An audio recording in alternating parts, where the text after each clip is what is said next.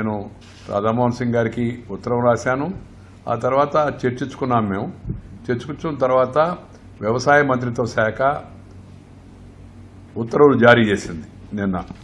ఏంటంటే ఈ ఆంధ్రప్రదేశ్ తెలంగాణలో ఎవరైతే మిర్చి పండిస్తున్న రైతులు ఎవరైతే ఉన్నారో రెడ్ మిర్చి దానిని కొనడం కోసం అవుతుందో మార్కెట్ ఇంటర్వెన్షన్ స్కీమ్ కింద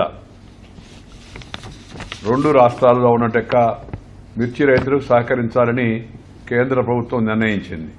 అది 2 అంటే నిన్నటి నుంచి 2వ తారీఖు మేతో ప్రారంభమై 31 మే వరకు అమల్లో ఉంటుంది.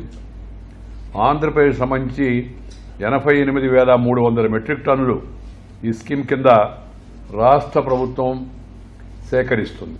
ఈ మార్కెట్ ఇంటర్వెన్షన్ ప్రైజ్ ఏదైతే ఉందో అది 5,000 రూపాయలుగా క్వింటాల్కి నిర్ణయించడం జరిగింది.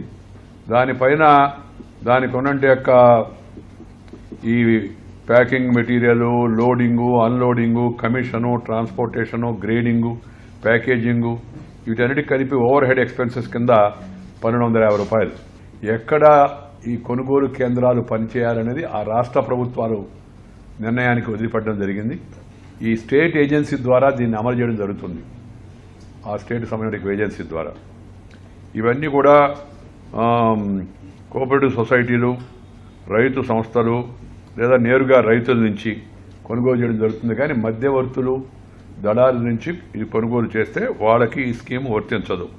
నిజమైన నిజాయితీ రైతులకు మాత్రమే ఇది అందేటట్టుగా చూడాల్సిన బాధ్యత రాష్ట్ర ప్రభుత్వాలపైన ఉంది. ఎందుకంటే ఎలా నిర్ణయించారంటే ఈ మార్కెట్ జోక్యం ధర పడిపోయినప్పుడు జోక్యం నిర్ణయించారంటే పంట పోయిన సంవత్సరం కన్నా 10% కన్నా ఎక్కువ ఉండాలా, రేటు పోయిన సంవత్సరం కన్నా 10% తగ్గిపోయి ఉండాలా. అప్పుడే కేంద్రం జోక్యం చేసుకుంటుంది. ఈ 2 జరిగాయి. నేను కోరిన మీదట రాధామోహన్ సింగ్ గారు అధికారితో సంప్రదించి ఈ యొక్క కేంద్ర ప్రభుత్వం మార్కెట్ ఇంటర్వెన్షన్ అవుతుందో ఆ ప్రయోజనం ఇవ్వాలని చెప్పి నిర్ణయించడం జరిగింది.